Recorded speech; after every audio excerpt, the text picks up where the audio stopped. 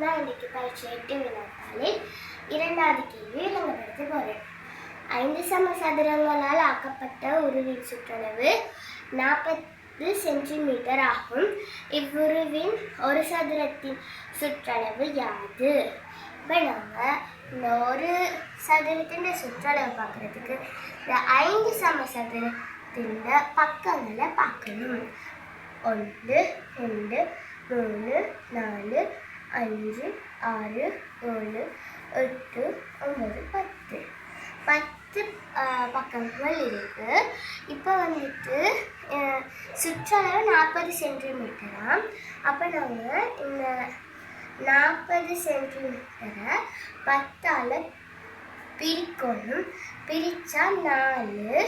இப்போ நம்ம 4ஆல் பெருக்கணும்.